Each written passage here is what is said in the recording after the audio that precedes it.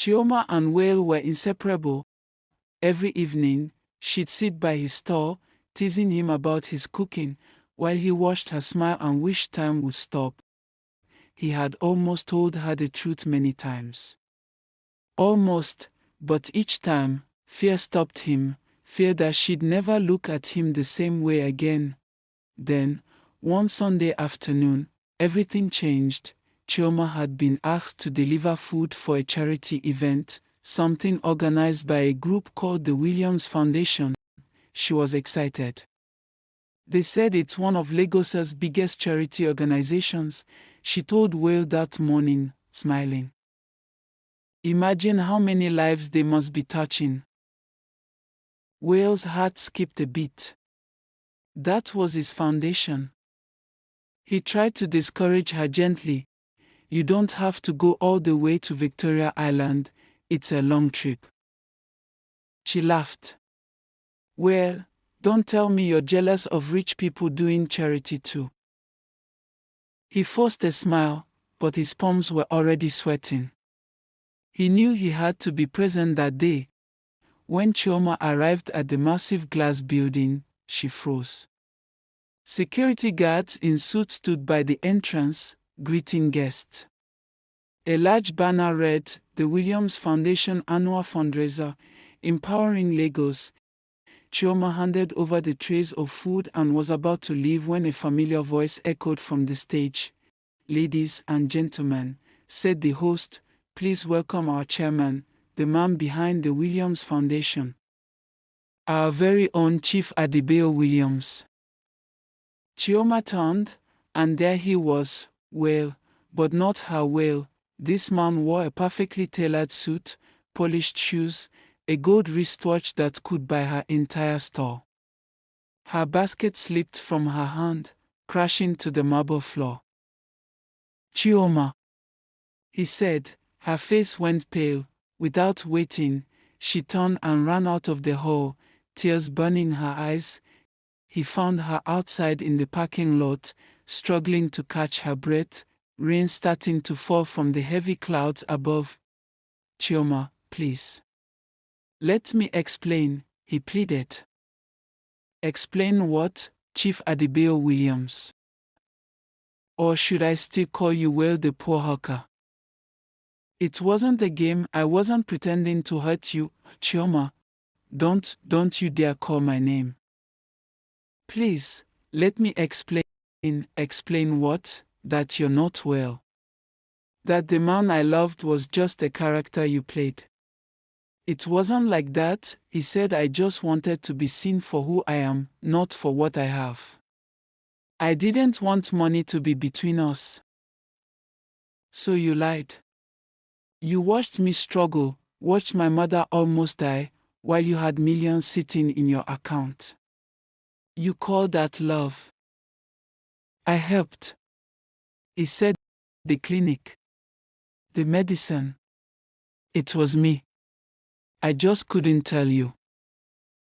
"Then you should have trusted me with the truth. Real love doesn't need disguise." "Well, you wanted to test me, to see if a poor girl could love a rich man without knowing it. Do you know how insulting that is?" He tried to reach for her hand, but she stepped back. "I gave you my heart," she said, voice trembling. "And you gave me lies. You made me believe we were the same, but all this time, you were just watching me from above. I thought you were different from other men, but you are the worst. I hate you, Well. I hate that I ever met you. And I don't ever want to see you again in my life." Well couldn't sleep. He missed her more than words could explain. Every night felt longer than the last. Every morning felt empty. He tried to focus on work, but every time he picked up his phone or sat in a meeting, all he could see was her face, her smile, her eyes, her voice calling his name. He felt nothing without her. The mansion, the cars, the money, none of it mattered anymore. His world had gone silent without Chioma. Meanwhile, in Ajigona, Chioma sat by her window, tears streaming down her face. She hadn't smiled in weeks. She tried to pretend she was fine, but each time she passed by Wales' old store, her chest tightened and her eyes filled with tears. She missed him, the man who made her feel safe, the man who saw beauty in her struggle. Her mother walked into the room and sat beside her. "Chioma, my daughter, are you all right?" she asked softly. Chioma shook her head, unable to hide her pain anymore. "No, Mama. I'm not." "Is it about that young man?" Chioma nodded slowly, wiping her tears. "Yes, Mama. I can't stop thinking about him.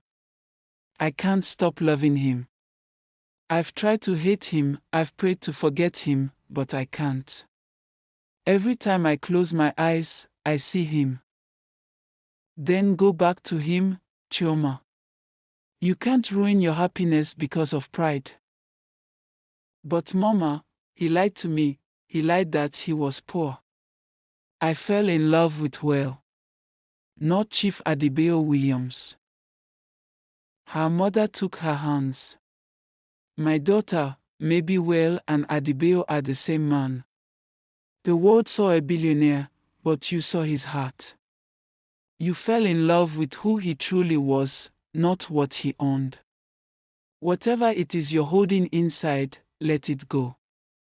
Love is a strange thing, it can hurt, but it can also heal." Chioma wiped her tears.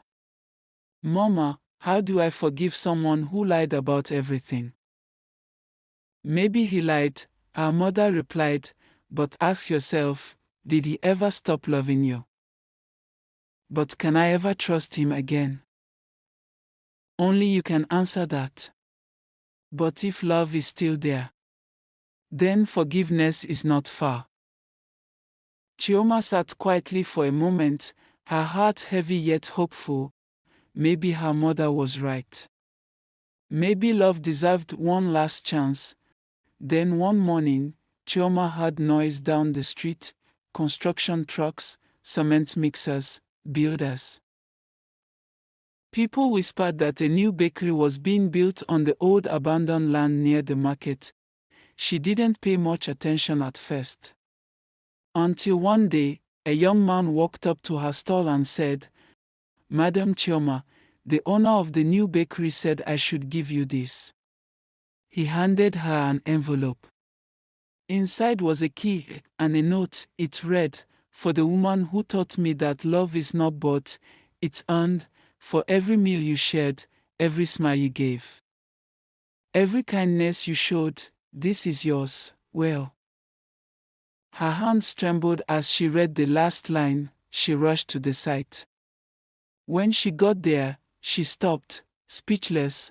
A small but beautiful bakery stood before her. The sign above the door read, "Chioma's Oven." Tears filled her eyes. Inside, everything was brand new: ovens, shelves, mixers, tables. He was standing by the door, dressed simply again. No watch, no bodyguards. "Just Well." She froze. "I didn't build this to win you back," he said softly. "I built it because it's what you dreamed of. I just wanted to say I'm sorry for lying, for hurting you, for making you doubt what was real. You gave it all up. Money without meaning is nothing. You gave me meaning." Tears streamed down her cheeks. "You should have told me the truth, Well. That's all I ever wanted." "I know," he said, "I was a coward.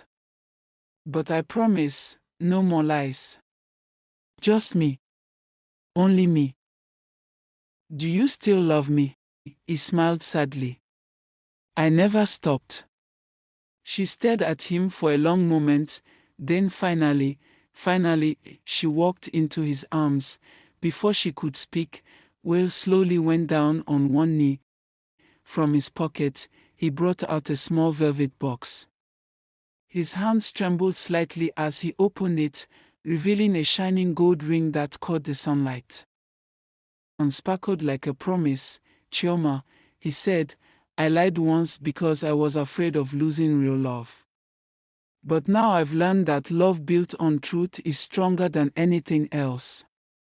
You taught me what it means to be a man. You taught me that wealth means nothing without someone to share it with. Please. Yes, I marry you.